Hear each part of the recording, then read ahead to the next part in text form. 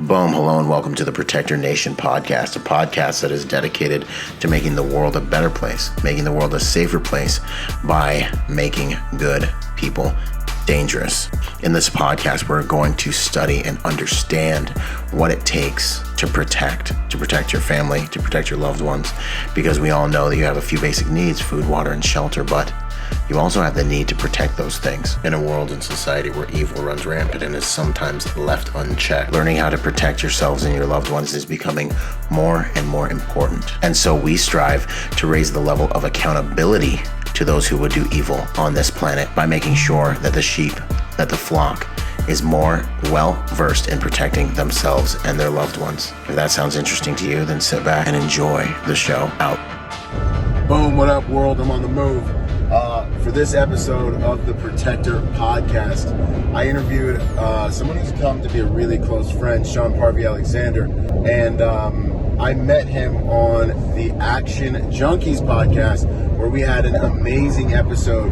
That's John Orlando's podcast. If you haven't listened to that podcast, go check it out. Sean also has an amazing podcast as well. We will put the links in the description, but the point is, these are amazing men.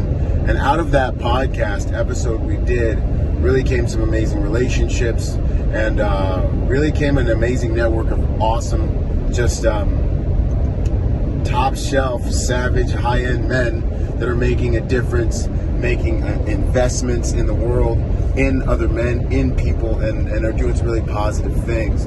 I really know that everyone listening, including myself, has quite a bit we can get from Sean because of his mindset. And he is a coach. He works with people. He helps people through recovery. It's a very difficult sector to coach in. He also helps men achieve, become more than they are, develop a mindset that really helps them transcend themselves. I know all about this because I've done this, right? I know all about this because I value this. I spend a lot of time trying to help people understand, the whole kind of mindset and coaching game has gotten a bad rap because there's been a lot of charlatanism involved in that industry. And he helps people transcend their physical boundaries. And if you look at him, he's jacked and tan, and he's an elite-shaped, elite-formed human being.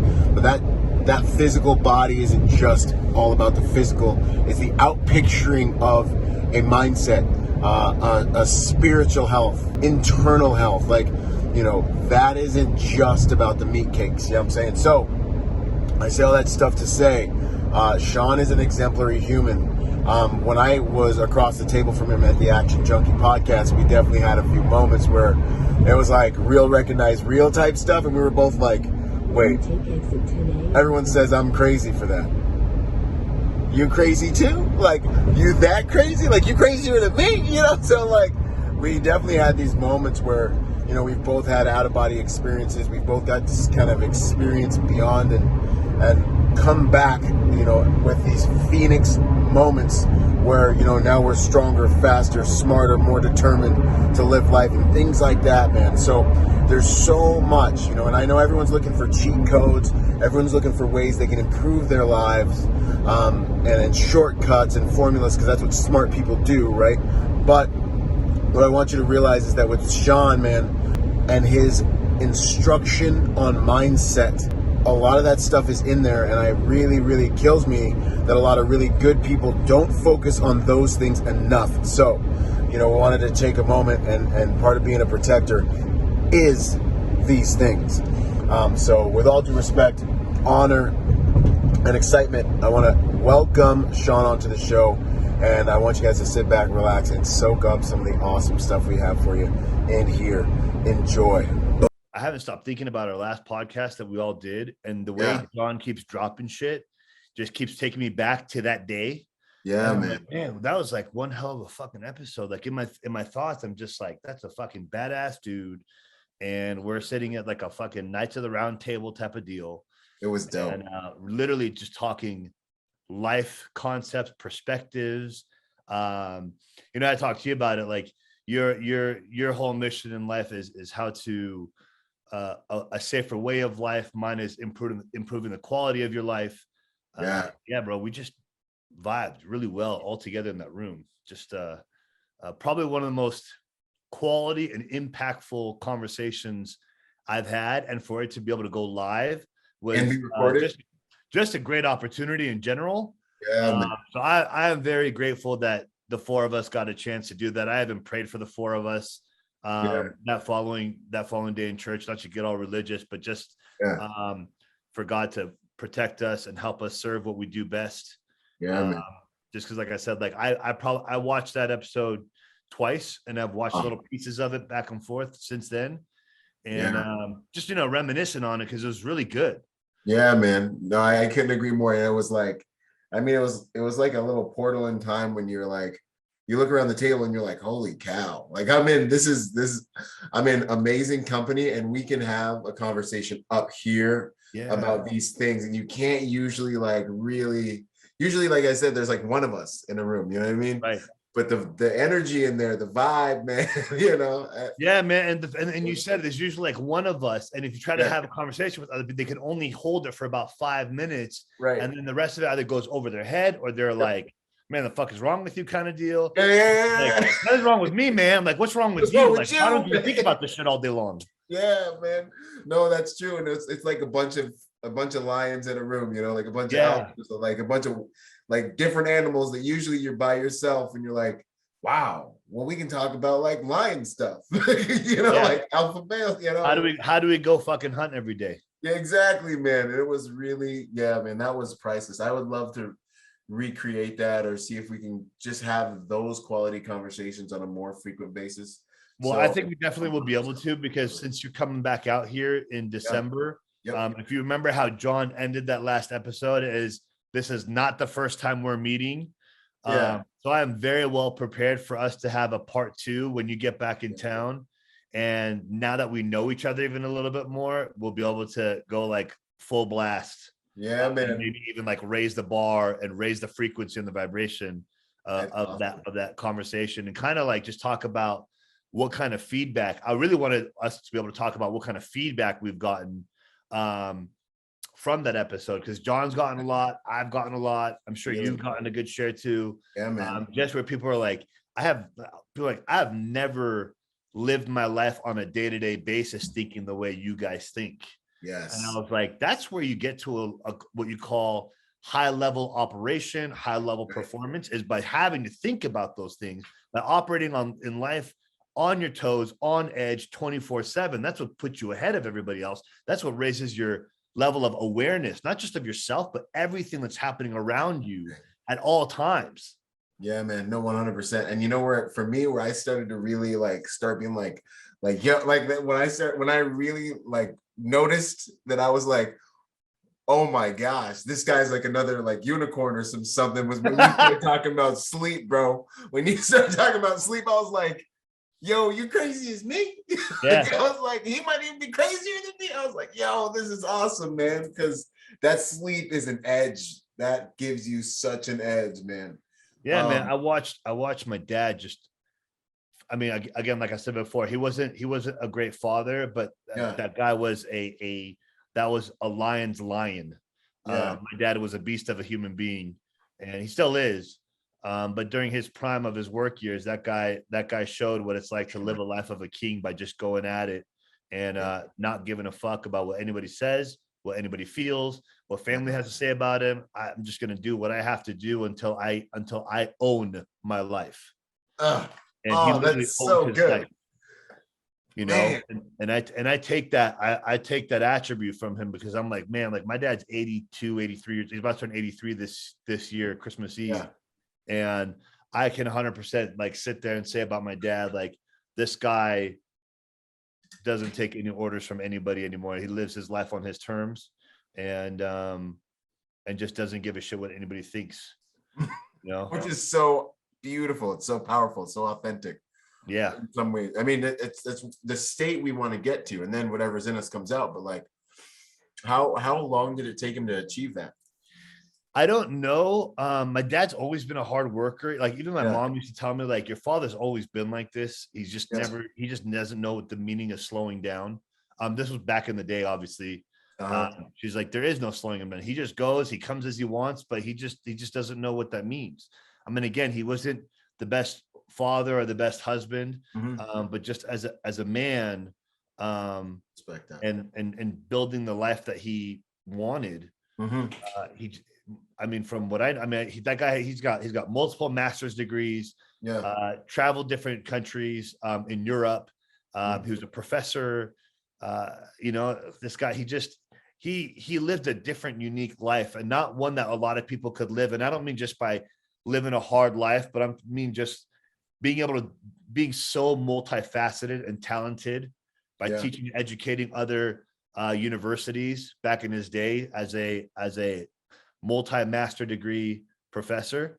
Wow. So that's something that I just very sincerely respected him as an individual. And that's just a credit that nobody in the family has ever given him. Mm-hmm. And that's why, I don't think I shared this with you before, but I shared this in another podcast. We had a conversation about, I did it with another person, and we were talking about our fathers growing up, and she had a similar upbringing. Yeah. But the one thing is, I still always protected my father when people talk shit about him behind his back, no matter what kind of a shitty dad he was. I didn't let anybody badmouth him. And there was a moment where we were at my uncle's house from my mom's side, and my dad never let me get into sports because he watched my other relatives get hurt, like in football and all that stuff. So he never really let me get into it. He's like, no, you're going to get hurt, blow out your knees, yada, yada, yada.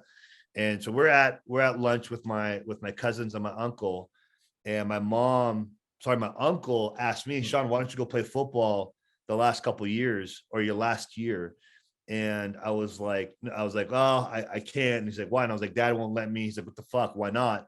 He's like, well, he saw your son get injured, blood his knees and all this stuff. And he goes off and he starts mouthing off my dad. And I looked at him and I was like, if you fucking talk about my father that way, you're going off that fucking balcony, and I don't give a fuck who you are. That was my conversation. My mom looks at me. She's like, you can't talk to him that way. And I'm like, how are you going to defend him and not defend me? And I'm like, you're going to let this man talk shit about my father to my face, and you expect me to not do anything about it, regardless of what we've had to go through? That's my dad. I get to talk shit about him, not him, not you. I do. And I'm like, if someone else does, that's not okay. I'm like, you better say something, or I will keep saying something. And then she's like, you know what? He's right. You can't talk about his dad that way in front of him. It's just not okay. So I mean, it was interesting. It was like this weird love and hate relationship, because I respected him as a man, not as a dad, but I still never let anybody talk bad about him. That's cool, man. No, I dig it. And I was very interested, and we're gonna get to the intro in a minute. We're already in the podcast, y'all. Yeah, right. But this is the flow, man. It's just when it's flowing, it's flowing. The my father was a lot like that, man. He was the same. Not a perfect man, married 7 times. Somehow he got all 7 of his wives 5 of his wives in a picture at some point. I don't know. Wow. Yeah, bro, I know. I was like, Dad, I gotta get the cheat codes on that at some point. But anyways, so this don't tell your wife that. Yeah, I know, right? I mean, how did you do it? Yeah, no, not that part, but the how, Anyway, not the how. Anyways, but yeah, man, he has this colorful past, like Tony Montana in the Bahamas, entrepreneur, hard man, like I said, shot at point blank range with a shotgun, survived, got burnt, 80% of his body got burnt to a crisp. He's all healed up now. You could never really even tell. His belly button 6 inches to the side, because he took that bird shot right here in the back. Well, actually in his back right kidney, so his belly button's over here now. Lost like 40% of his intestines, man. Held his stomach shut, but just a hard man, Yeah. And he used to take me to the dojo and kick me around in the Bahamas when I come visit, and tell me I'm getting fat up a little bit. Yeah, man, make me work out all summer long and stuff. But I heard, Ron Carpenter is actually a preacher I like to listen to. He's freaking awesome. But if you guys are looking for someone to listen to, but he talks about how your father gives you identity, and I remember, absolutely. Being like, that's interesting, and that's hence the last name and all this other stuff. But man, when I see, and he was deemed one of the most successful entrepreneurs in the Bahamas when I was growing up, he's in magazines and stuff. And then when I watch him, I am like so organically emulating a lot of his energy, his pace.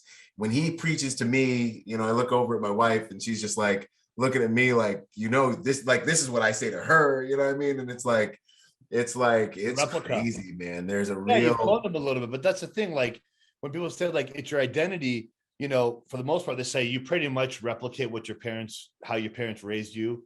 But then those of us that were very aware at a young age, that's the operative word, awareness.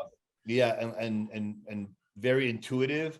Right. I knew right out the gate from a young age that I knew what was wrong. I knew what was right. I knew what was good parenting and what was bad parenting. Yep. I also knew what good role modeling was and what bad role modeling was. So right out the gate, as I was like 4 or 5 years old, I was able to identify these things as I'm growing up, and I knew that like, okay, I'm gonna make sure I never do this shit that mom and dad are doing to me and to everybody else. But these things I'm definitely gonna emulate. Dad's work ethic. Yep. Mom's nurturing. Dad's badassness as a man. Take shit from no one. Right.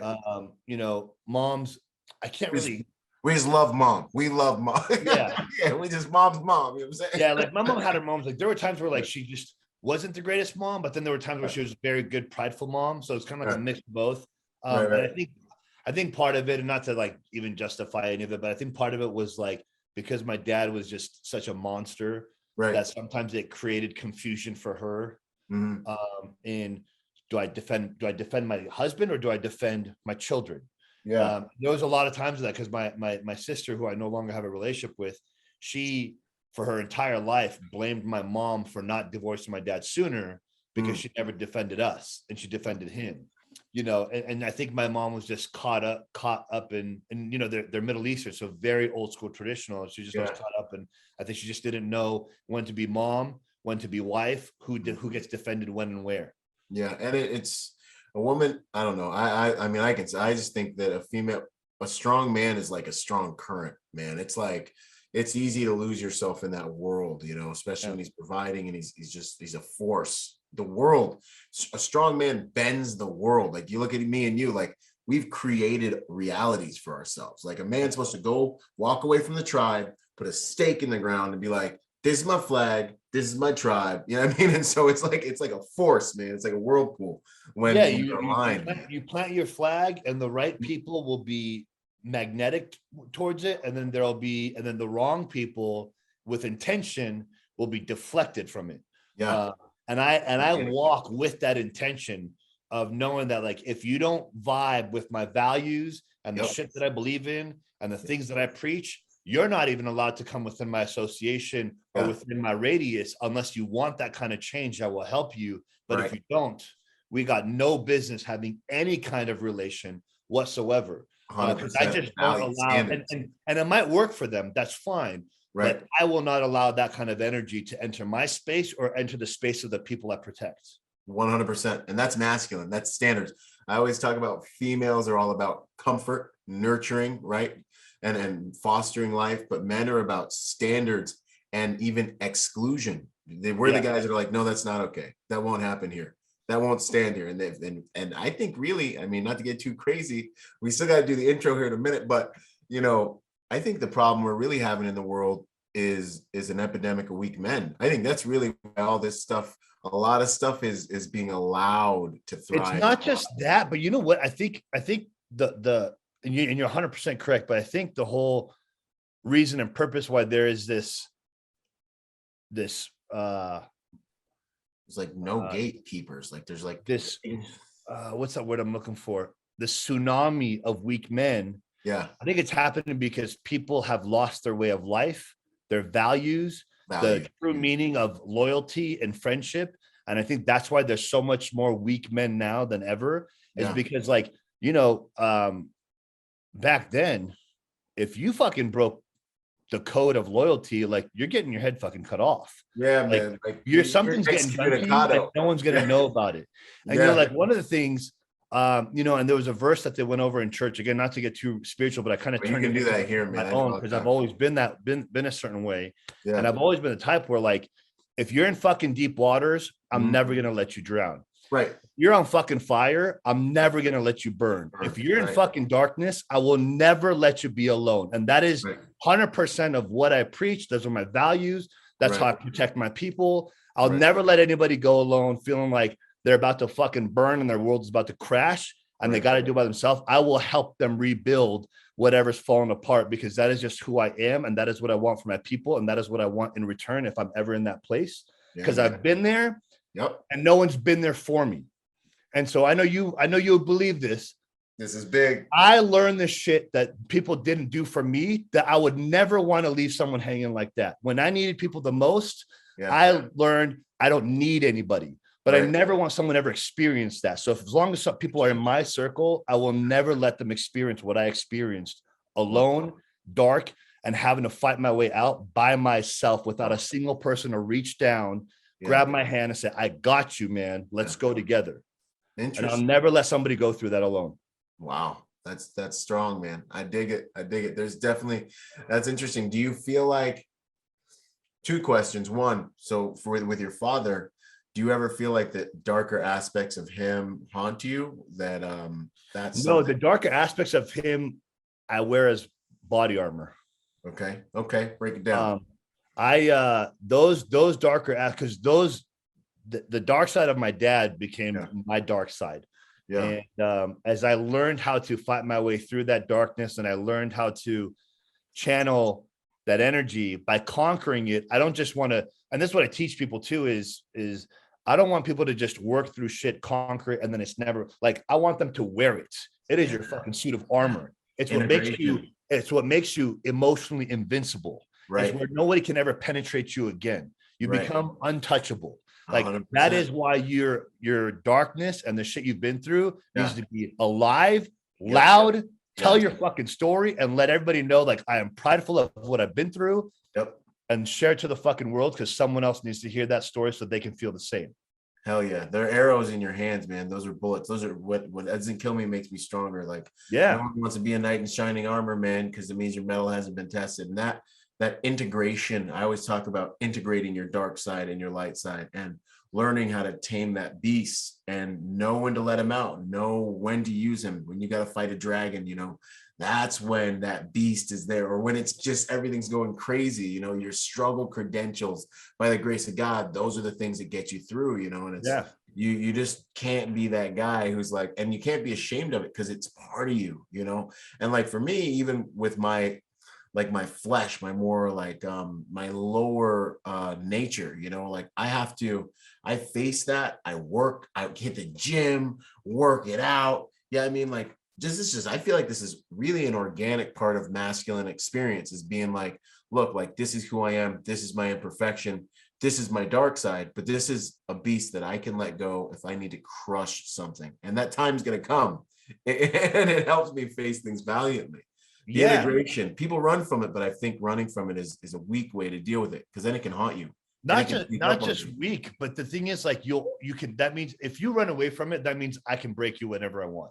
At any given time, I can step into your world and I will fuck you up on my will, on your terms, your terms. I will come fuck you up on your field. If you run away from your problem, if you run from anything, right. And you don't, and that's that's what you just said is exactly why I try to teach people to wear that shit as armor and be proudful of what they've been for, because there's pride. Like, you're here, you survived, you went through it. Like, why the fuck would you not want to share it with the world and let them know, like, I fought my demons, I fought my battles, I did it alone, I maybe had some help, but I'm still here today, I'm alive, and I'm still trucking.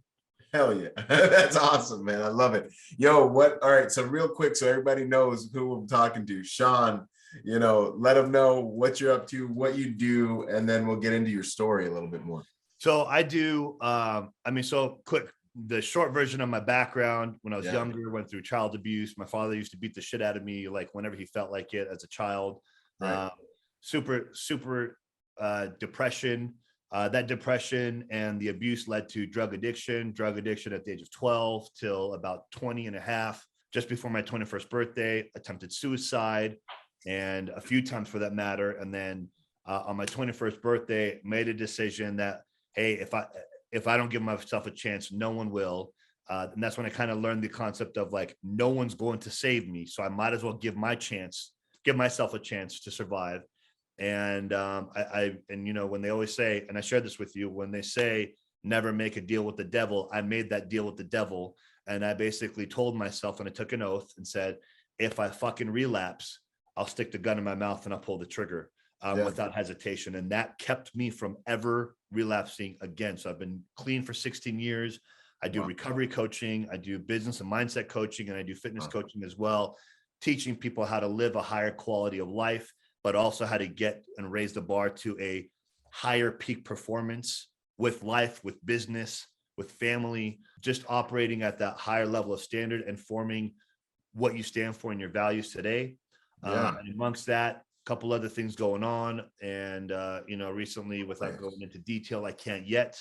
I've become president of a publicly traded company. Woo! That will I'll be able to vocalize that a little bit more soon.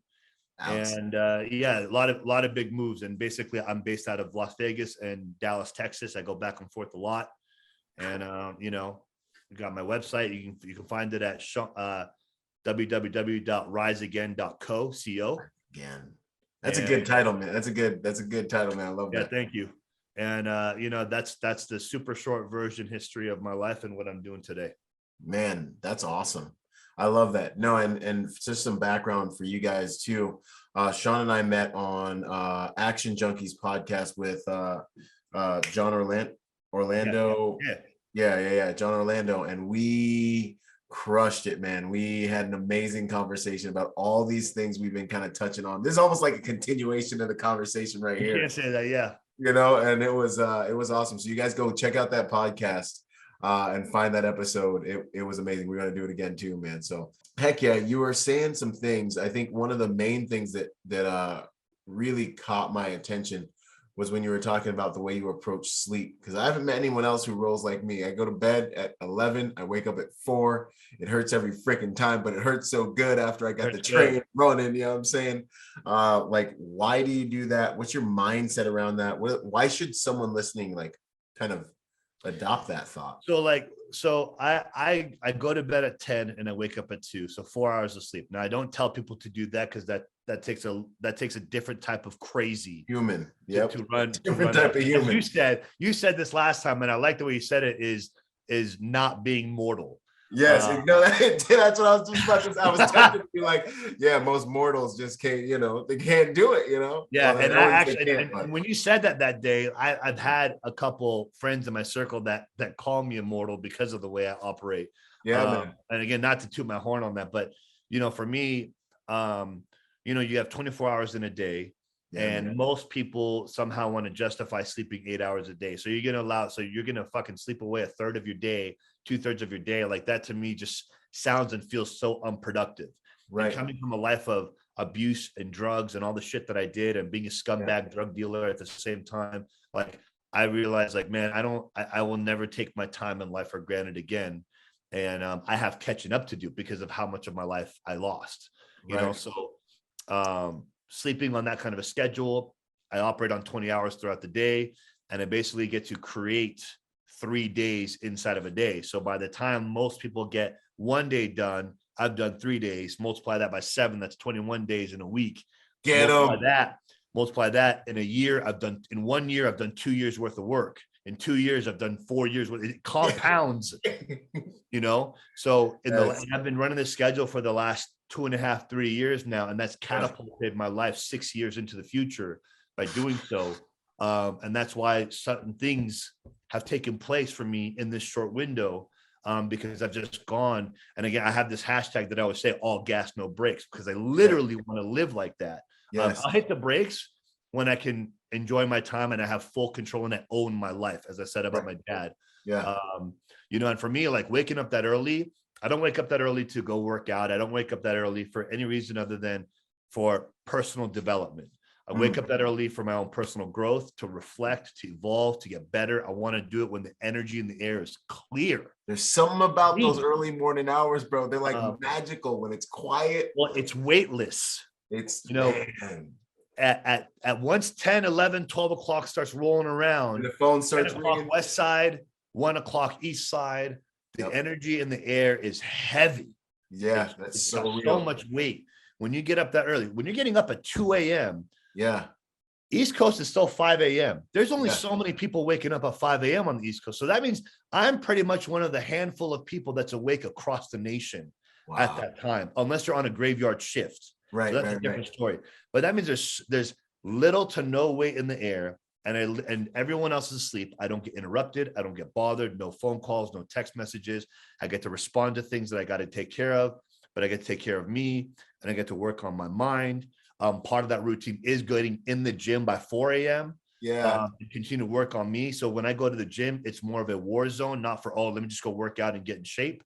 And Yes. that by stacking my day. So by the time 6, so I go to the gym at 4, leave around 5:36. Yeah. By the time my day gets started, when I start buzzing everyone and everyone starts buzzing me around 6:30, 7 o'clock, Yep. I've stacked my day with wins the whole fucking morning.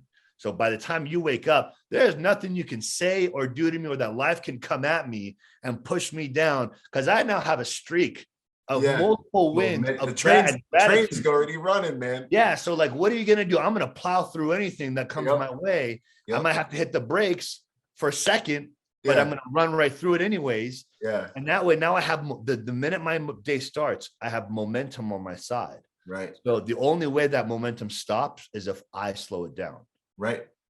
Deliberately, probably to constructively rest for a second so I can hit it harder a few seconds later. Like I rest even rest is a deliberate act for me. But you said so many good things, and I'm so glad you're dropping this, because my tribe's been seeing me up at like 4 a.m. being like, hey, by the time you see this, I'm already taking over half the motherfucking world, like, right. This dude is crazy. I'm like, y'all need to get some of this, man. This is the good stuff in life. There's something about those hours when no one's up. It's your time. You said it best, man. The air, it's light, it's clear, it's you time. It's time to go deep inside. And then the workout, and I always be telling them, I'm like, this workout isn't about my physical body. It's part of it. That's a very important piece of technology. And not to interrupt you, but the physical results is just a byproduct. Exactly. That's what people need to understand. Like me working out at 4 in the fucking morning is not because I'm dying to get in shape. Yeah, is me eating and my nutrition and my training regime is purposeful driven. Right. But it's a byproduct of the reason I'm actually going into the gym. It's not the reason I'm going to the gym. Right. It's a beautiful, beautiful byproduct. And for me, it's kind of like, I'm in the gym doing almost like a meditation. Like I'm working out, I'm listening I listen to music with no words. So like, I like that too. Dude, I don't want words. It gets my brain just going. Yeah. And I'm inside, like constructing new realities, creating stuff in my head, solving problems. And I'm teaching myself that I can, I'm lifting this weight and I'm getting all the psychological stuff firing that, boom, I'm underneath this weight. I'm teaching myself that I can. I'm putting confidence. Yeah, it's called habitual construction. Yeah, man. Habitual construction. That's awesome term. Or I will listen to, I have a playlist of like every motivational speaker from Zig Ziglar to Tony Robbins to just all of them that I've constructed over like 7 years. They're like 600 and some of them on there. And it's like a motivational, it just runs. It's on my YouTube channel. Yeah. And I just let that run, and it's just like, Goggins is in there, like all of them are in there just talking to me. And I'm thinking these higher quality thoughts from people that have that good energy, that are motivating. And it's just telling me strong thoughts while I'm lifting weights. And by the time I leave there, I am mentally, emotionally, and spiritually freaking indestructible and attuned. Yeah. Man. I am like on a whole nother level. And everyone's just getting out of bed talking about how tired they are and they're like struggling. And I'm like, mortals. You know? Man. Look, that's why Goggins has that phrase, I'm taking souls. Because while this motherfucker is sleeping, I'm up and running. The streets are empty. It's me alone. And while these guys are sleeping, I'm taking their souls every house that I drive by. I love it, man. That's it. I love it. What would you say about, you were talking about peak performance, man. This is huge. And I've heard people kind of throw it around, but I find it's rare that I find somebody that's really, really in that space and has that right mindset, and it's not a gimmick, man. What would you say about peak performance and what that means to you, or how you would articulate that to someone, how they can achieve it? There's so many ways, but again, as I just said it to you, the first thing is in this case, it's habitual reconstruction. Yeah. So you need to, your day, you have to have certain critical tasks that are non-negotiable, no matter what the fuck life brings at you. You have to have certain things that have to get done at any cost between wake up time and sleep time. A certain wake up routine, a certain sleep time routine, certain things you have to do in the middle of the day. These things help your mind operate at a high level, at a high performance level, so that no matter what kind of things could take place in life, whether it's business, whether it's family, whether it's finances, nothing slows you down at that point. And again, because if you can truly commit to having non-negotiables and critical tasks, there you get to that point of all gas, no brakes. And you start to understand that, like, if I slow down, what are the consequences? If I don't accomplish what I'm supposed to get done today, what are the consequences? If I don't become the person I'm supposed to become, what are the consequences? That scares me. That is the only thing I feel. That's what I was gonna say, and that scares me.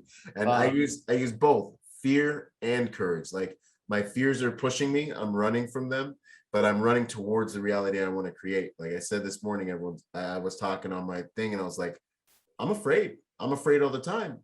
I'm afraid of the fat version chasing me, the stupid version chasing me. I allow myself to maintain and leverage fear as a motivating factor. I can't fail my family. I can't fail my tribe. I can't fail my God. I can't fail the people that are looking at me to create this content. I can't fail my teams. You know what I mean? Like my business, the people, my employees. Are you freaking kidding me? Like absolutely out of the question. I've got to be amazing. Like this is who we are, you know?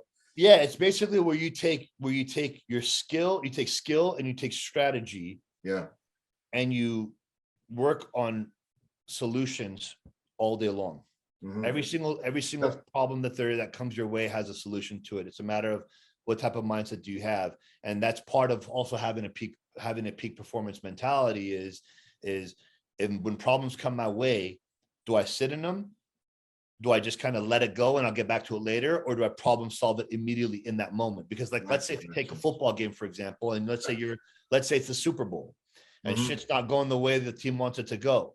Well, what do you have to do? You have to instantly take your skill, new strategy, and you have to have a solution immediately to catch up, or you're going to lose the big game, right? But it's basically operating like that at all times, from the minute you wake up to the minute you go to sleep.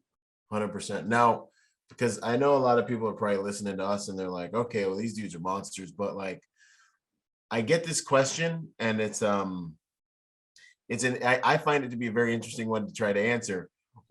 Like, what would you say gives you I want to see what you think about this word. What would you say, where does the motivation come from?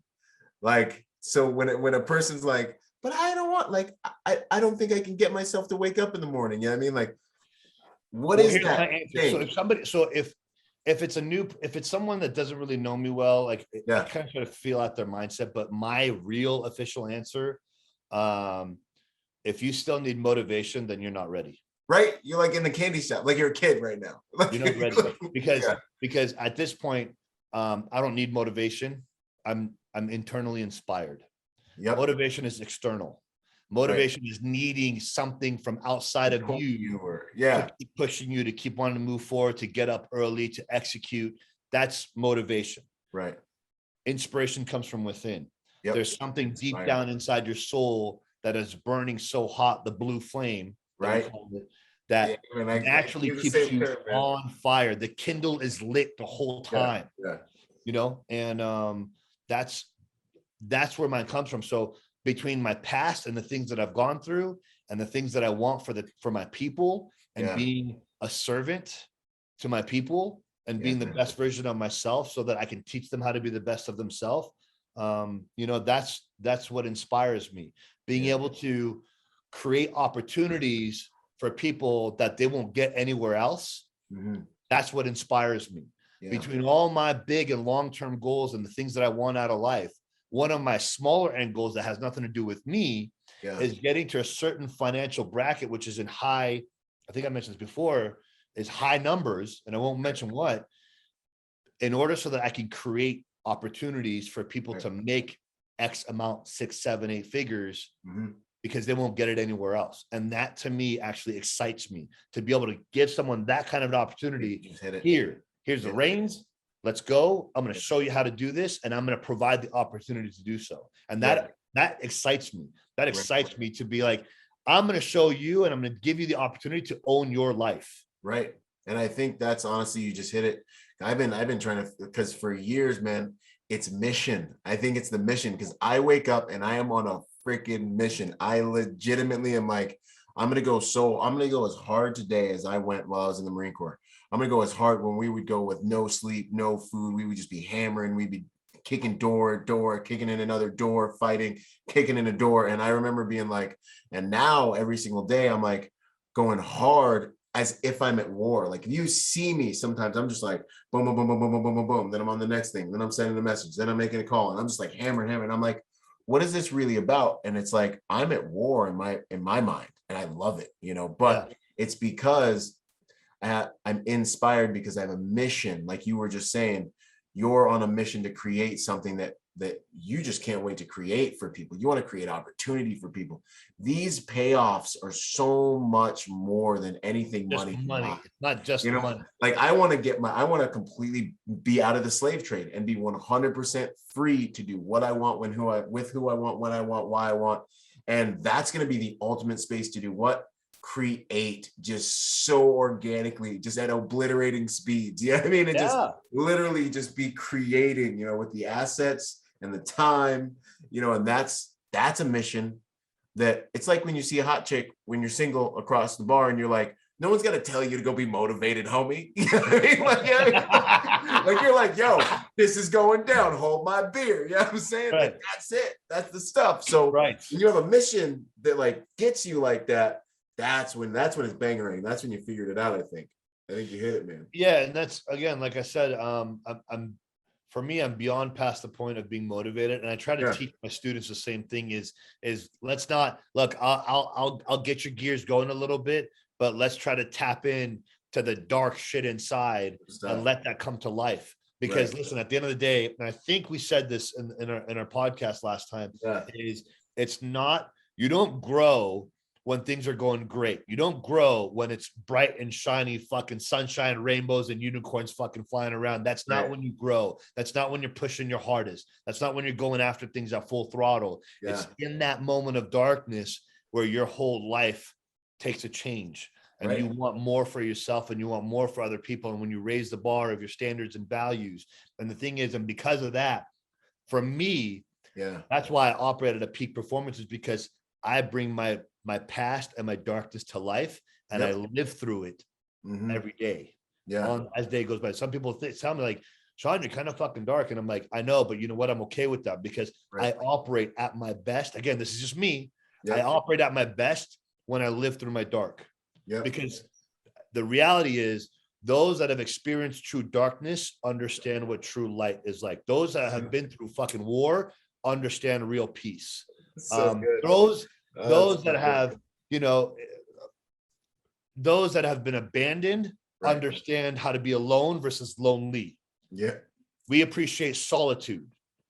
We don't take solitude for granted. We don't feel like we're a loser because we're alone. If I got solitude and I'm alone, I'm going to take full advantage of that, because I get to work on me. And I think that is soul food.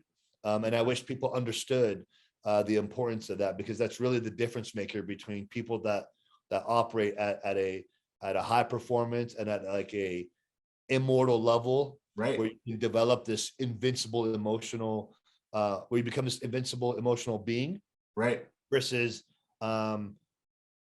me being able to walk into your world and having the ability to break you, or anything outside of you being able to break you, because you chose to work on the external things and not really tap deep into what's going on in your life. No, do you get to life? No, 100%. Do you think that, because I think, and when I hear that, because that's the same thing for me, like, man, I was at war when I was 18. I had grown men hunting me. I had to fight and kill grown men when I was like 18. You know what I mean? Like, there ain't nothing no one's going to do to like trying to take my manhood, or like, there's no external thing, you know what I mean? And then getting out and having to find my way, the entrepreneurial struggle, and like just kind of having to reassess my value outside of the Marine Corps, and all these things happen that test you and really help you prove to yourself who you are, right? And all these things happen.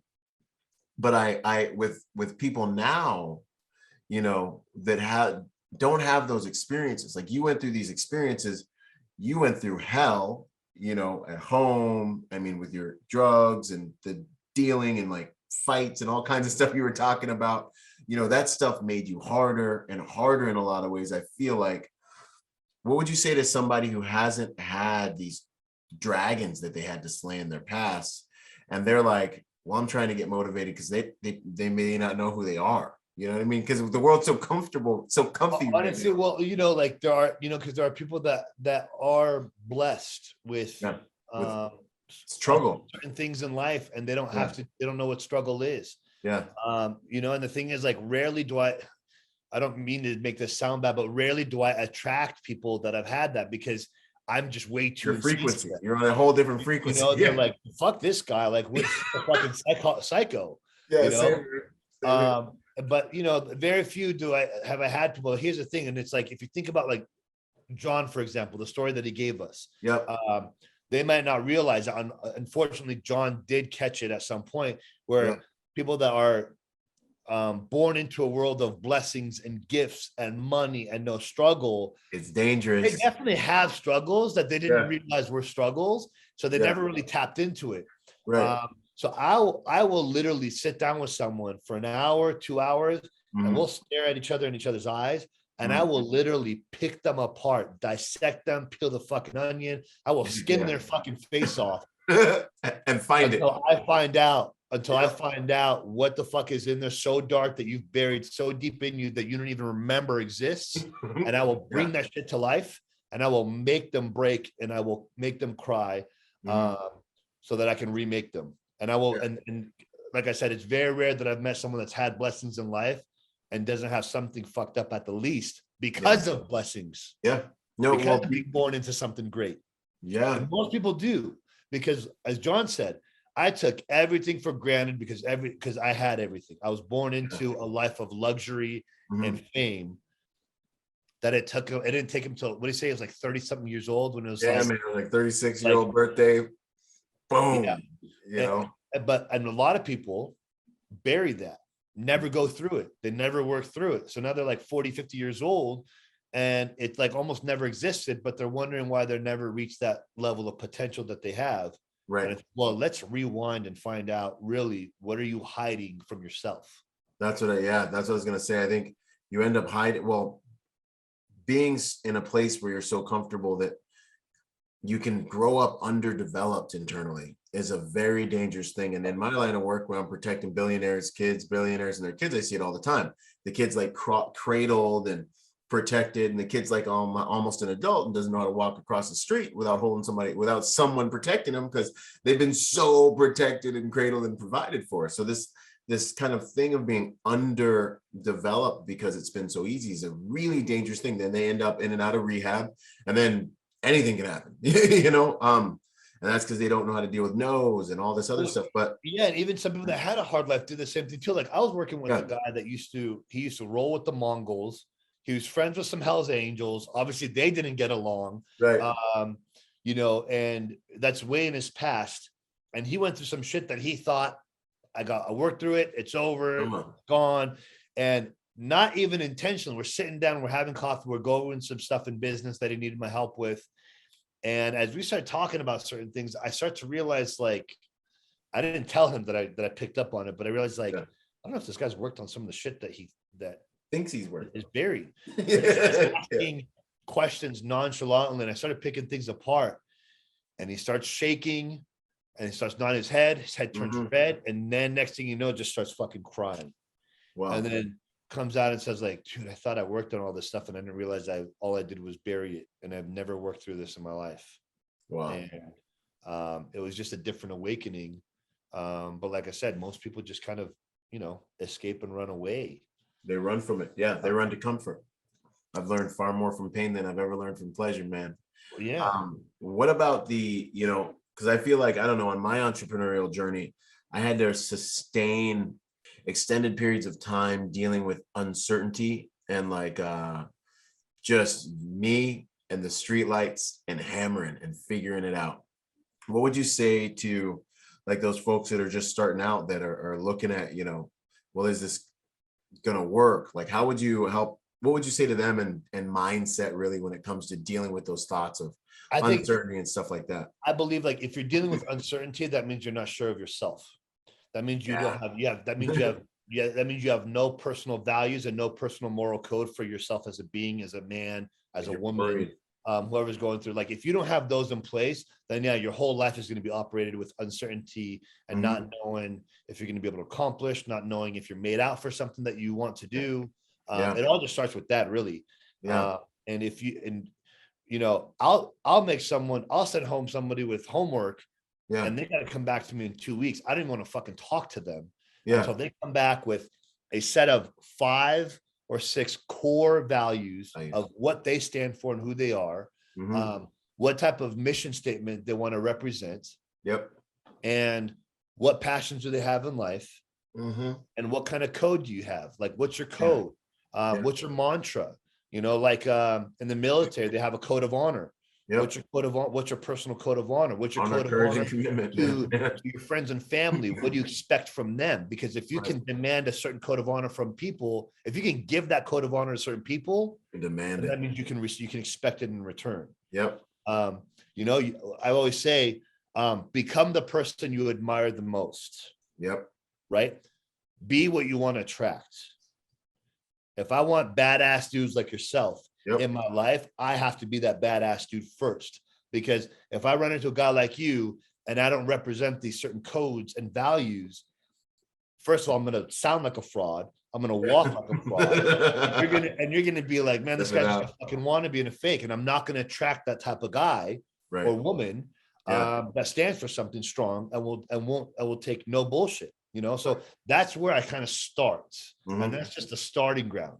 And if you struggle through that, then we got some other deeper shit to work through, because everybody goes through life wanting to operate a certain way, but they also want a certain type of, they want to be treated a certain way from people. And they always say, treat people how you want to be treated. I mean, that just sounds so cliche, but when you go deeper into it, you do that by becoming the person you admire, and you do that by being the type of people you want to attract. You want great, awesome, amazing people. You want spiritual people, then be that awesome, amazing spiritual person, and you'll attract that. You want to be a badass fighter, then be a good fighter, so that good fighters see you. You want to be a great ball player, then you better be a good ball player before other ball players want to come hang with you. And that's just how it goes. I mean, that's exactly how sports is. That's literally how everything drafted in the NFL and the NBA, you better be a fucking kick-ass player to get scouted and go play with those badass players in the professional sports teams. It's the same concept. 100%. And I think for me, that's exactly what it was about. It was literally about like, well, you were this in the Marine Corps. Now you have to go recreate yourself. You have to become this person. You have to become, and it's so not about what you're doing is important, because it's who you're being in every moment, and it's who you ultimately will become. But like the journey is so much about who you're becoming, than it is even really about what external results you're having. Like I failed at things for a long time before I became someone who could sustain success once it started to happen relative to what I was trying to do. And so like that's what I tell these, and it really comes back to what you're kind of saying earlier too, is you got to know who you are, man. That's what this whole thing's about. Deliberately either knowing who you are, knowing your values, wisdom, discipline, purpose, freedom, excellence, and contribution. Those are my values. It's on my website. Know your values and live by those things, because you're defining yourself, you're creating yourself, and you're creating a reality out of that. And if you don't have that settled, you're like a house built on sand in so many ways. And you're going to be unsure because there's nothing really there.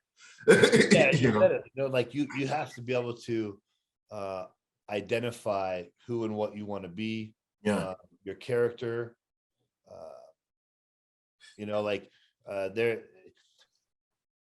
your character will develop the right reputation. If you're trying to just build a reputation without proper character, then your world's going to suck. Yeah, because you're going to be incongruent. Like it's just not going to be enough consistency for you to be able to. It's called conscious congruency. Yep. You know, exactly. Everything has to line up. And I think a lot of people start to like, you know, try to take these not cheat codes in life, but try to take shortcuts and not the right shortcuts by skipping steps. You know, they'll see people like, fuck, man, I'm going to try not to drop a name on this. Or they'll see people that they knew people that were at like a level 1 and they're like a level 4, for example. But that level 1 is now at a level 10. And it bothers somebody. So now they want to skip 5, 6, 7, 8, 9 and get to level 11. Yeah. Every step because their friend got past them. Right. And now their whole world turns into nothing but external validations, external praise, participation trophies, posing, fake friendships. Like this shit, like you can't skip steps to become the person you want to become. You want to skip steps and you're going to fucking lose yourself. Yeah. Through the whole fucking process. And as you just said it, like as much and as amazing the end result of it all sounds. Right. The person I become throughout that process is what really gets my gears going. That's the real value of the journey. That's what the whole thing's about. Yeah, that's the whole and point. teach people along the way and take people along the way with me that want to take that path of living a hard life, you know, becoming stronger, becoming better, providing more value, and doing more things for other people. Dude, it's huge. And I think a lot of people they shy away because they're like, oh, well, this goal is like all the way up here. Like this is the mountaintop. And I'm like, dude. So what? Reverse engineer, motherfucker. Like figure this. Right. The sooner you start, the sooner you finish. But there's also the fact, in my opinion, that man, progress equals happiness, man. And I find that incremental progress is a fortress. Like every day I'm laying bricks upon brick when it comes to building the new version of me. And it's a secure, solid version because I'm literally just making that incremental progress. And I find like, and also you blow up too big, man, you have to have the character to be able to sustain that. And the journey is what helps you become that person. So when you lay your head down on your pillow, if you're listening to this, I guarantee if you tomorrow set a mission and you're like, yo, I'm gonna get these 3 things done or I'm gonna die over it. And you get those 3 things done during the day, no matter how big or small they are, and you exact your will on reality and bend reality, you will go to bed with more self-esteem that day. Critical task. Well, I mean, look, you just said it. And it combines with what I just said. You can't skip steps. And if you do every step the right way and not skip any steps, that builds and develops more confidence. Yep. The promises you keep to yourself builds more confidence. The moment you break one promise, one little thing where you lose trust in yourself or you question yourself, your confidence is out the door. Yeah, you have to start the whole process over again. And I know you've been through that. We've all been through it. So it's not like, as much as we talk about mortals and immortals, we do still fuck it up sometimes. Right. We've got to start over. But the difference is I know how to get Brett back in that machine mentality immediately. Like exactly. Yeah. And it's not like, and to some people, it sounds like, oh, well, it just kind of sounds robotic. It's not that it's robotic, but I do live my life on an untouchable phase. 100%. You can hate me, you can love me. My mentor, I mean, to this day, like I'll fucking die for this guy any day. He always says, he's like, look, Sean, he's like, very few will like you, some won't, and some will hate you. Yeah. Most will hate you. And he's like, and that's just the life you got to live in. This guy is just my father, owns his life, lives on his term. And he's like, you know, few will like you, some won't, most will hate you. And that's just the way. And that's the road, man. And either you're going to be a lion or you're going to be a sheep. And if you're going to be a lion, you're not going to give a fuck about those 2 other categories. Right. You're only going to care about the few that do like you, because those ones will run with you. And those are the people that are dedicated to truth and to progress. I find the ones that hate me are the ones that can't handle truth. They can't look in the mirror. They can't look in the mirror. The second you show them results, progress, or ask them to look at themselves or whatever, They hate you No, because they'll start talking shit about you because you're unveiling the shit that they're you're a not reflection of that. Yeah, exactly. Yeah. You know, I know. You know, and to me, like, you know, Your I light try to like have exposes their falseness. I try to have empathy for that, but I just Yeah. can't.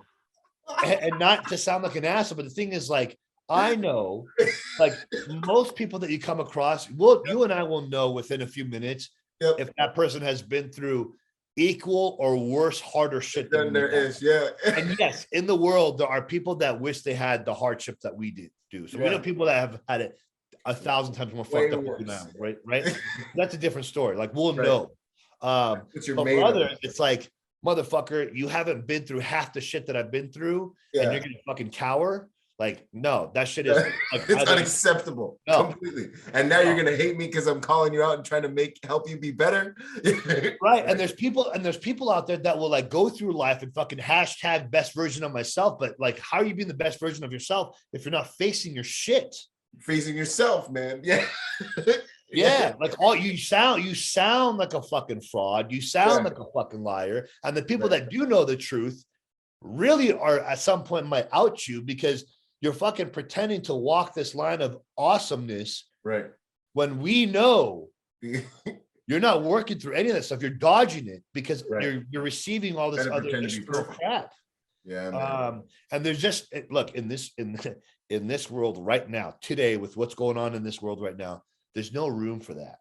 Absolutely. You know, lions don't have time to want to raise sheep and convert sheep. Like, if you're a cub, great. I'll fucking breed you into the prestigious cub.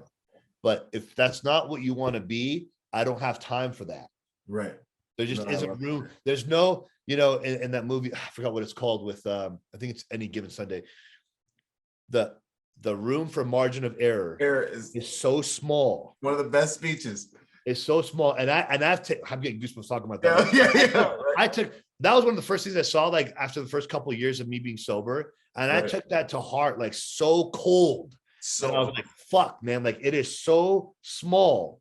Yeah. 1 second too early, 1 second too late, 1 inch too soon, 1 inch too late, and I fucking lose. And I refuse to be that in my life. Yep. Because if I can't lead by that example, then how am I going to demand that from other people? 100%.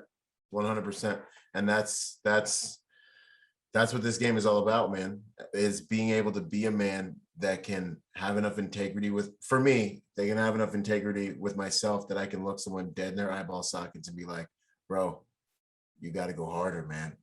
You got to go harder. And they look right back at me and they're like, you know what? Like, and they've seen and they know the example and they know the integrity I keep with myself, because people can feel that frequency when you're like, I'm not asking you to do something that I don't do every single day or wouldn't do myself. And that's when you can really influence people to become better and strong. And here's the thing too, like, make no mistakes. And this is for people that end up seeing this. If I know someone that wants to level up and rise up to the plate for themselves in their own world, if I know at the starting point that you don't have the capacity or the ability to operate at the same level that I do, I'm not going to expect that from you. Right. Once I've interviewed someone, I've gotten to know them a little bit more, I'm going to raise their standard to the highest degree of what they're capable of. Exactly. Not my direct standard, of what they are capable of. Right. Because once they hit that, then I can raise the bar. Then I can raise the bar. The reality is, look, I've been doing this for a long time. There's no way I'm going to expect a rookie, all right, motherfucker, like, you better come run like I do and fucking run this 10,000-mile marathon at my pace on your first fucking day. I've been working on this. Creating somebody to fail.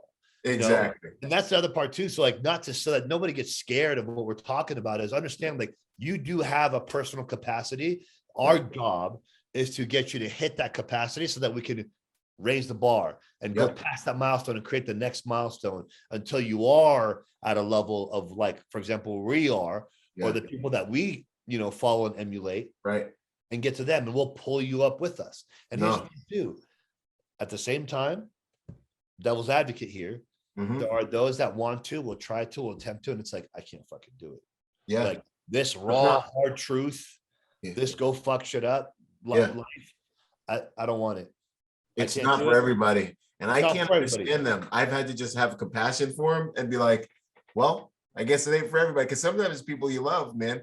I got one. Well, I will say this. I have one of my best friends that actually got me into psychology. It's like the reason I got my master's degree. Because I remember getting out and looking at my buddies and being like, you guys not realize this is the only life we got? Like this Right. shit's about to be curtains. Like we're gonna die. Like you can't, you're ruining your life on a couch right now. Like this is a miracle. All this stuff is a miracle. And you know, and I was like, how can I motivate people? Because wasting life was so painful. And I started to try to look into that, which, as we already talked about, motivation is like it's like External. kids. It's like Toys R Us, man. It's like not even, it's not even real. Right. It's a luxury. That's what it is. Another question I was wondering, boom, hardest lesson you've learned in life that you'd like to pass to the listeners. That's a great question. There's a lot of those, but I'd have to say this is more recent than not, and this is part of what got me on this schedule that I run on, is what do I have to do every day to become the person I'm meant to be? And what are the consequences of my life and my actions if I don't do the things that are going to get me to become the person I'm supposed to be? Wow. So that is those two questions, because they go together, was a massive lesson for me, because like I was already operating at this level. And then when those questions got asked of me, I was like, holy shit. Like I thought I was already like operating at like crazy status. And then when I asked that, I'm like, oh shit, I can add a little bit more to what I'm doing and get a little bit more nuts, because that, if you can actually answer, here's the thing. The lesson is, can you answer the question? Right. If you can't answer that question, you're not ready. Right. The thing is, you don't have to answer that question right away. You don't have to answer within 5 minutes. You don't have to, it could take you 5 days. It could take you a month to answer that question. Difference is, like, I've already been through certain points in my life where I was able to sit down, write those questions out, take it home, and like really sit there. And like, I actually cried as I'm filling it out, because I realized, like, man, my mission is so important to me that these questions are actually hitting me home, because I've always operated like that, but I've never asked it like that specifically of myself. And I know to some people, or many people, this might sound really stupid that this is the lesson that I'm talking about. But then I realized this actually vibes with becoming the person I want to become, the type of person that I want to attract. 100%. You know, and that to me is just the biggest lesson that I believe anybody can take, because that will literally set and create the tone of what you want your world to look like, from you, your family, your values, the people, business, spiritual. You put those few questions together, and if you can answer them, you'll be able to build off of that. Yeah, 100%. Because I mean, even in my experience, I'm moving towards a version of myself. I'm running away from a version of myself. I'm thinking about what happens if I don't become, I guess, man. I mean, because to me, my biggest fear is just that the grace I've been shown to live again and to be like this. Hey, you got fucking blown up, man. I know, right? Like, well, that's the thing. We have the luxury of these experiences that give, like, it's like rocket fuel if you use it right. You know what I mean? Because like some guys might happen doing, like, they may have already tapped out from suicide. There's an interesting thing about the way we choose to think about our experiences, and it gives us so much power and strength, man. Breaks my heart for people when they're like looking at their past and it destroys them. I'm like, yo, let's do a mind job so you can see how much power you can get from. Well, you just said it, man. You just said it. Remember, I talked about this in the last podcast. Like when I meet with addicts, man, I don't want them to feel ashamed to talk about it. I don't want them to feel stupid and shitty for talking about the good times when they were under the influence. There's no reason for that. That is an experience that you get to take out of life, and lessons that you get to apply in the future. No matter how you want to look at it, like if you're going to run away from your past, you're bound to relapse at some point. Yeah, you're literally bound. That's the truth. Yeah, man. That's powerful. It's the other thing too. Like, look, I've been clean for 16 years, but I'm still a fucking addict, and I'm still a hardcore addict for that matter. Like the day, here's another part, man. Get them. The day you tell yourself I'm no longer an addict is the day karma's going to come back and stick a fucking needle in you and you're going to relapse. Kick you in the back. Yeah, that's real. Think just because you've been clean for so long and you got it under control that you're not an addict anymore. And I believe the moment that people mentally tell themselves, I'm not an addict anymore, is literally when that day is going to come where they go backwards to their old habits. You have to accept that. And here's the thing too, like, I'm not ashamed. Like, people used to ask me all the time, like, aren't you like worried what people are gonna think about you by telling them like you're a fucking drug addict and your dad did this and you did that and you wanted to kill yourself? And I'm like, no, man, like, because I know who I am. Yeah, exactly. There's nothing you can say to me at this point. Like, I've been through it. I've been shit on. I've ate a bunch of shit. I've been broken. I've wanted to kill myself. I've attempted to kill myself. My father put my face on the floor. Like, my father put the shit out of me. I was a fucking drug addict. I was a scumbag piece of shit drug dealer. Like, dude, what the fuck can you say to me after I shared that with you that can penetrate through my emotions? Nothing. Yeah. And here I am. It's interesting, man. It's like gaining superior power through vulnerability. You know what I mean? Because like say that again. I'll be like, here's my vulnerability. Wait, say that again. Gaining superior power through vulnerability, man. That's so what it is. Boom. That's a phrase right there, dude. Like, that's the title. That on the wall. That's the title for this episode, man. No, that's awesome. I love that. But yeah, man, no, I do the same exact thing. It's just like, boom, here I am. And it's so powerful. It's so powerful in your life and in the way you impact others. What would you say is your proudest moment, man, in this game as we wind down?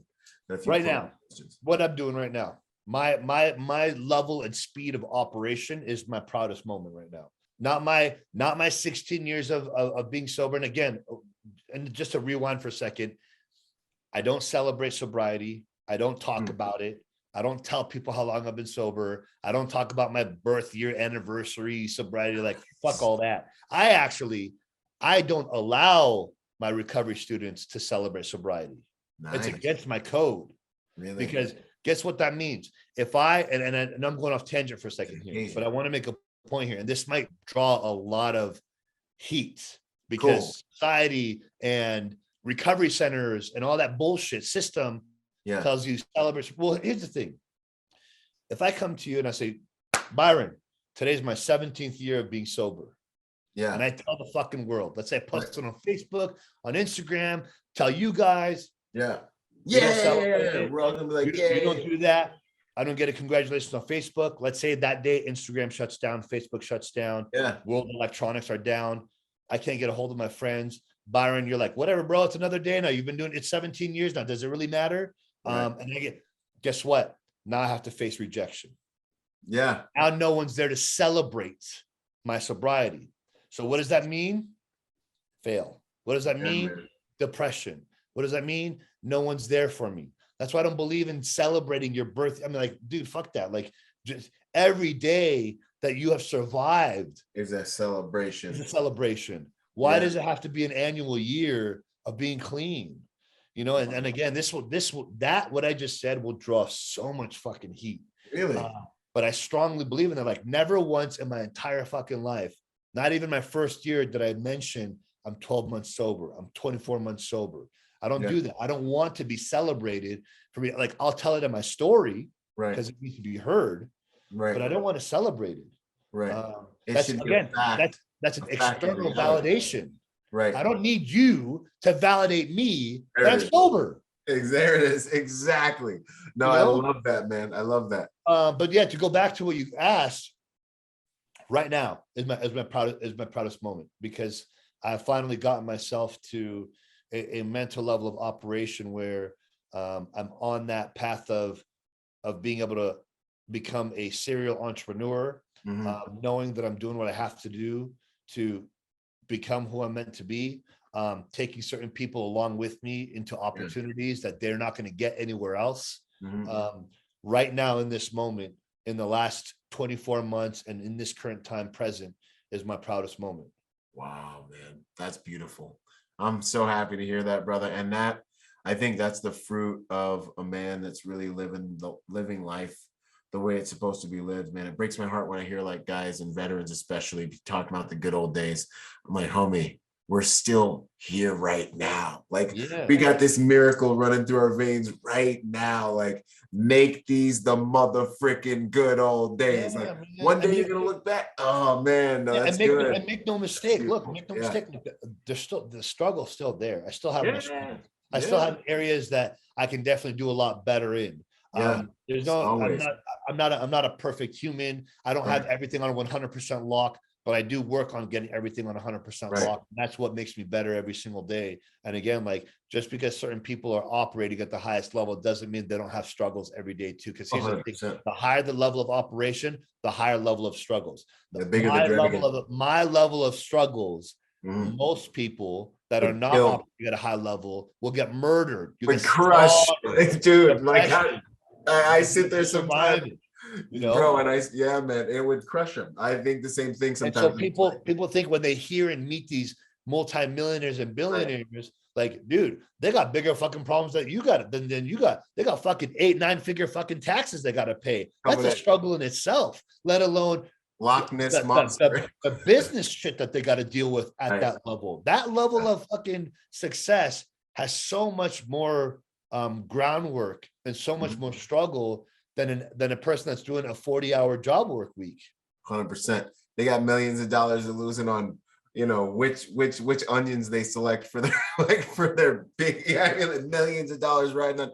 No, I completely understand it, man. It's just a matter of there's that quote. It's not the situation that's the problem. It's your fucking attitude about the situation that's the problem. 100%.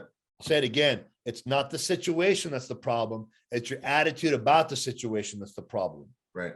We're always going to have a problem every single day for the rest of our life till the day we die.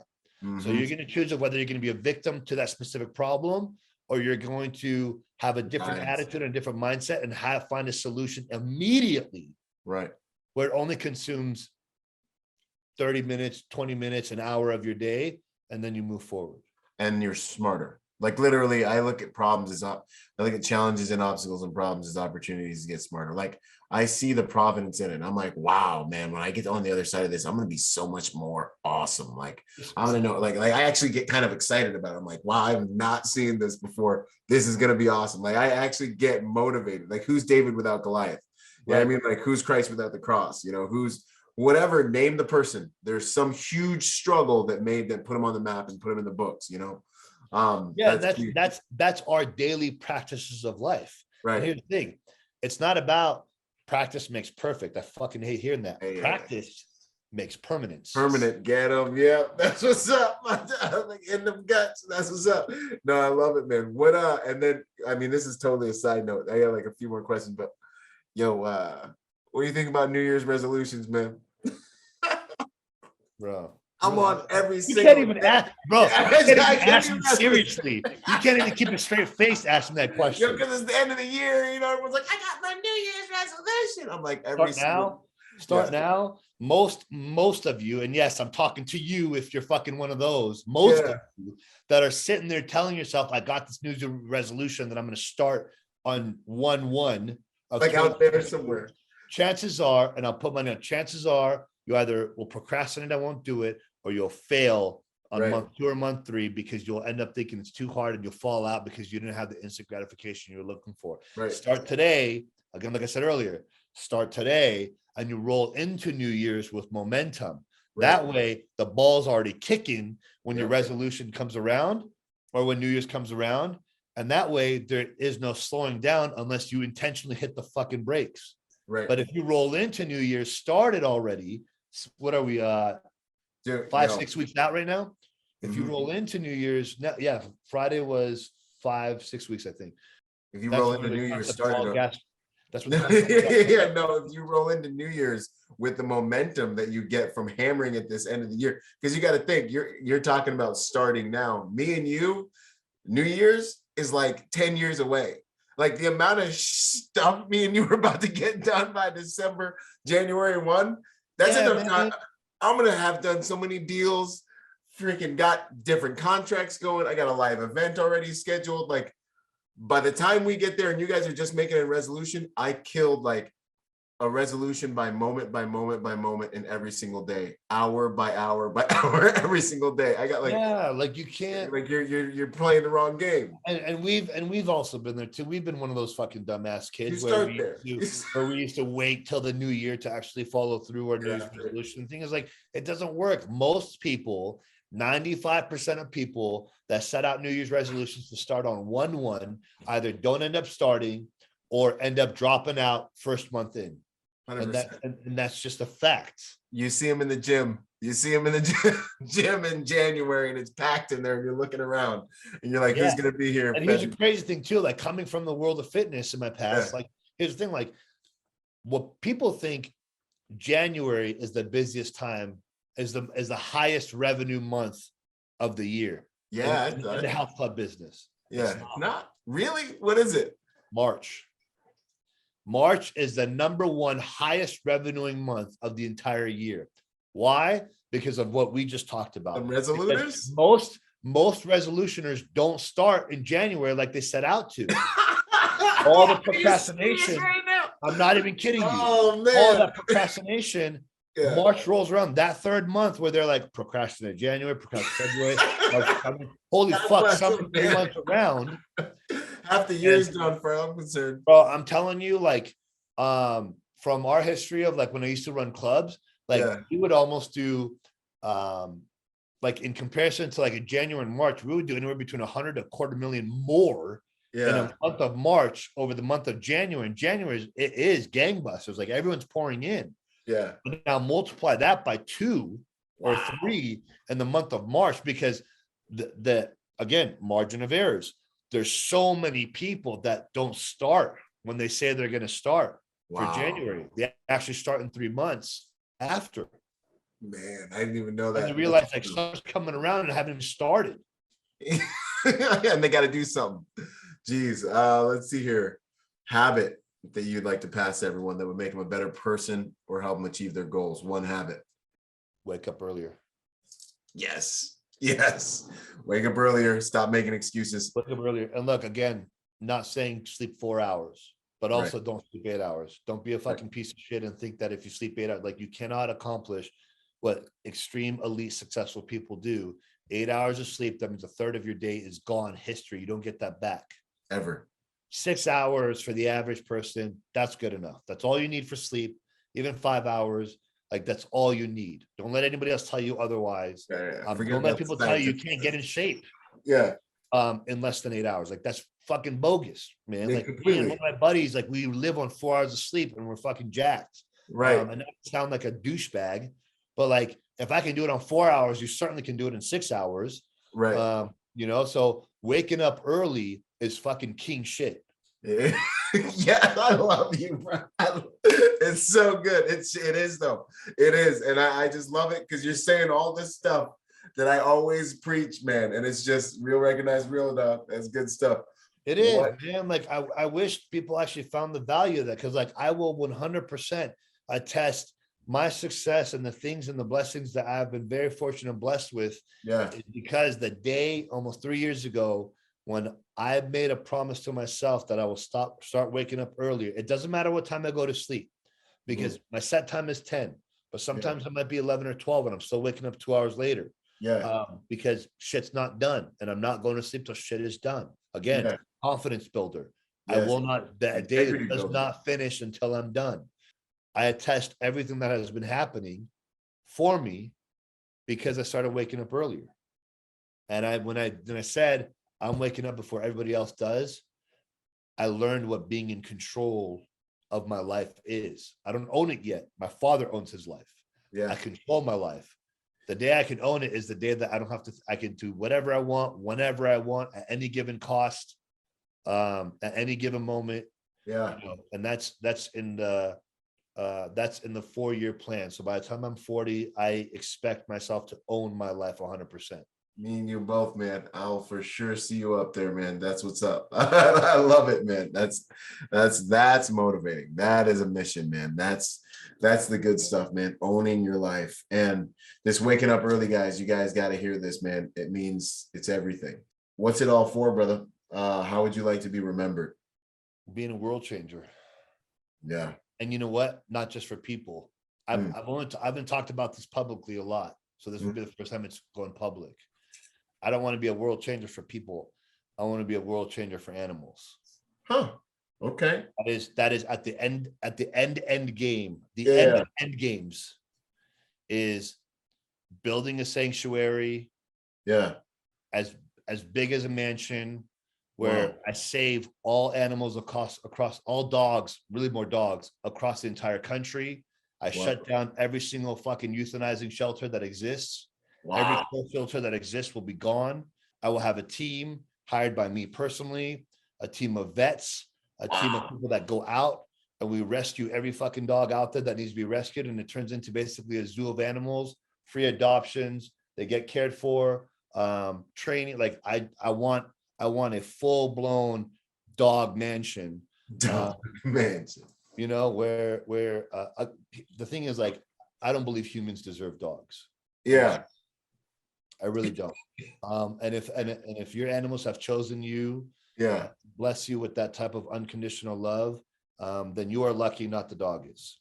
You know, and, I love it. It sounds crazy to people, but like the thing is, like, what most people don't know is there are so many lessons that we can learn from dogs. Yeah. There are so many things just about humanity and nurture and companionship that we can learn from animals, from dogs specifically, that people just choose not to because they think, oh, it's just a dumb dog. But no, like, man, nurturing and unconditional love, there is nothing better than that than you can learn from. Yeah. And that's one of my aims. And I've already 5, 6, 7 people of that team is already ready for it. They know it's coming. Yeah. And that starts in 4 years. Wow. And I haven't talked about it. I've only talked, very few people I've spoken to about it. The first time I'm going public with, but that's the end game of end games. Wow.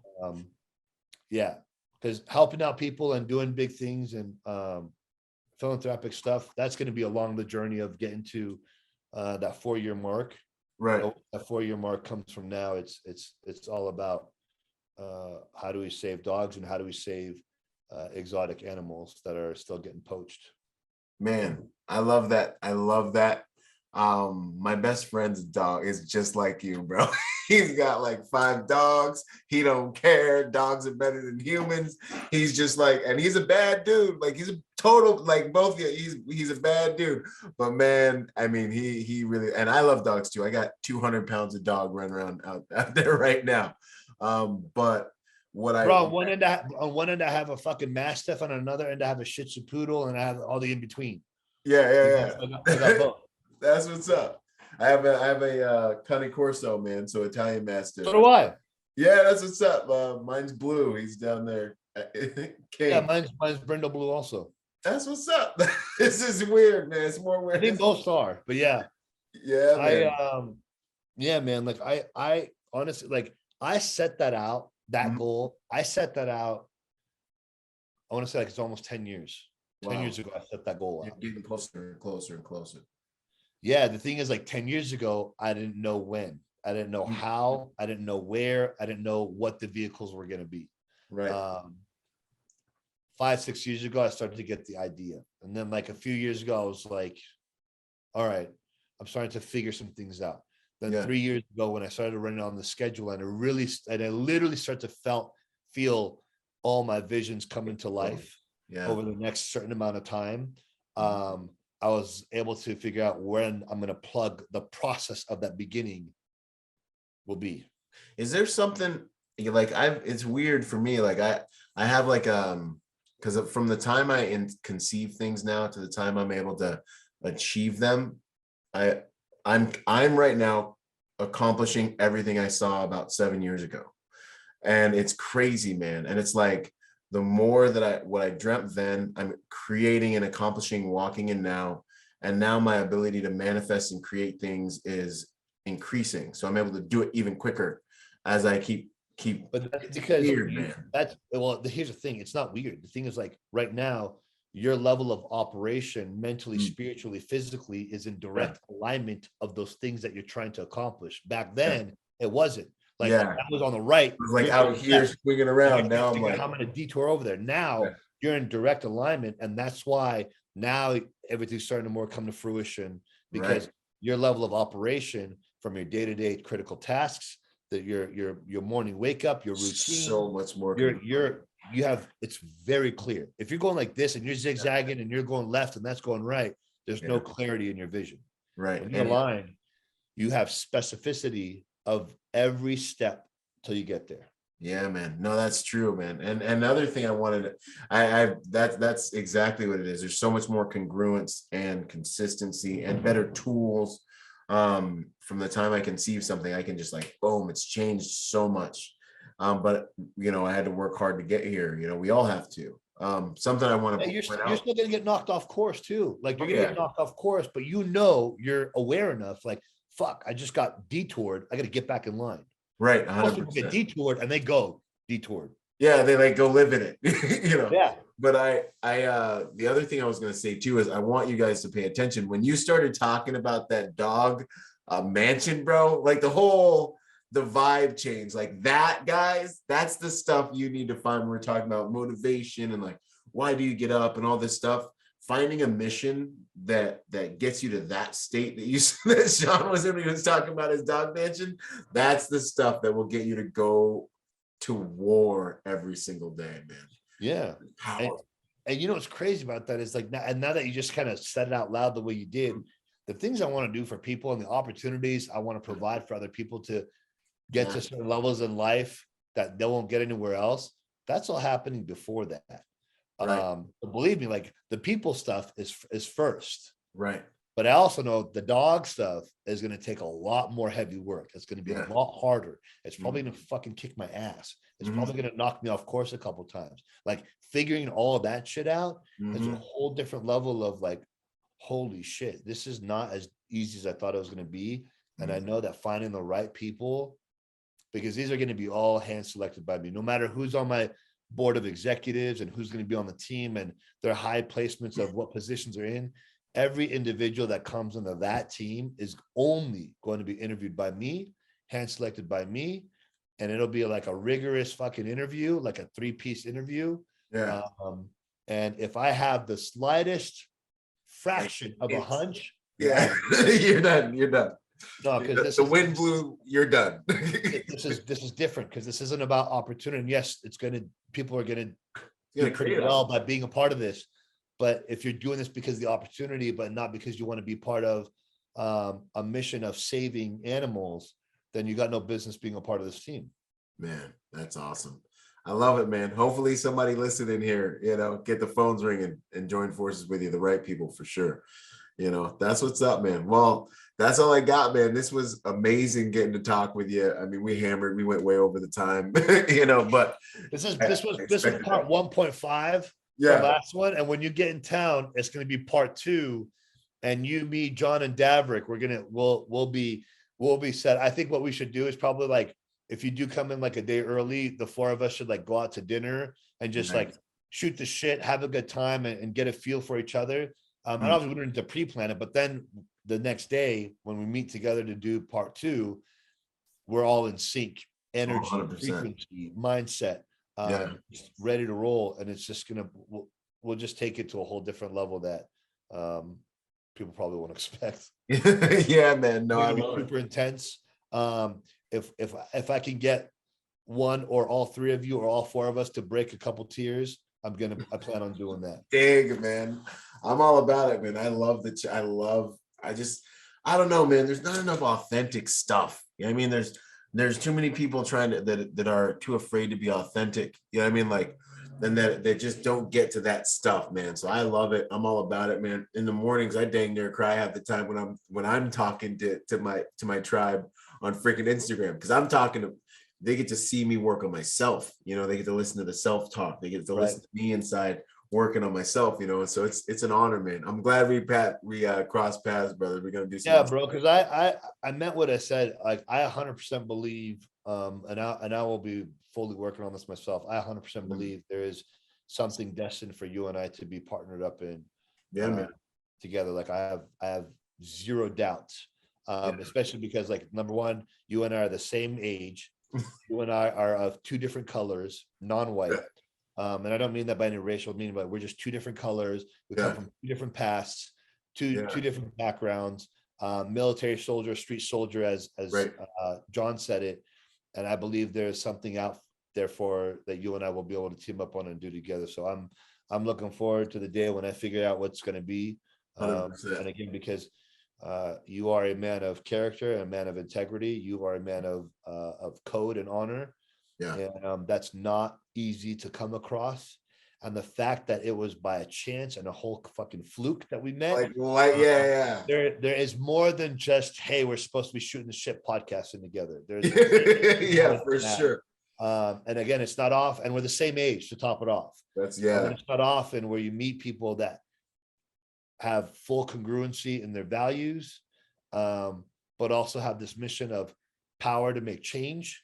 Right. And I really believe that there's something out there for you, and you and I will definitely figure that out and connect. And who knows, maybe in the next podcast, when you get back in town, it might click for us. Strike, like lightning will strike in the room, man. I love it.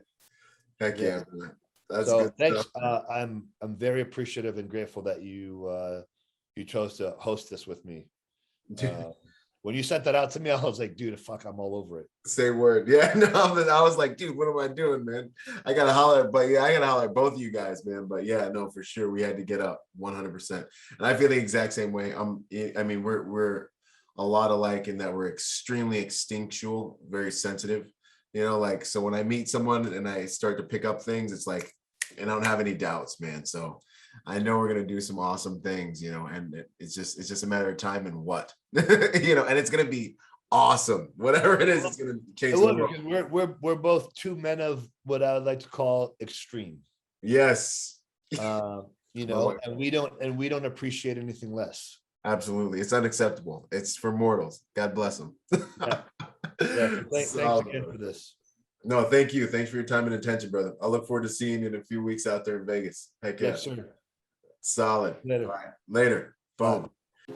Boom. Yo, what up? I hope you guys really enjoyed that episode. Hey, listen, in order to get more out of the brand, I want to encourage you to go join us on our social media platforms and join us at protectornation.com. We post different types of content on our different platforms at different times. You'll get blog posts, you'll get videos, you'll get real world combat engagements and things like that. So stay plugged in order to get the most out of the brand. In order to support us, also go to protectornation.com and buy something, or join forces with me on Patreon. You'll scroll down the homepage and you'll see the link. Anything you can give counts. Think about whatever you would lose in your cushions or like spend on McDonald's this month, $5 a month, whatever it is. That helps us make the world a better place by making good people dangerous. Anyways, this is Byron Rodgers, protector by nature and by trade, and I'll see you on the next piece of content, whether it's a video or podcast. Out.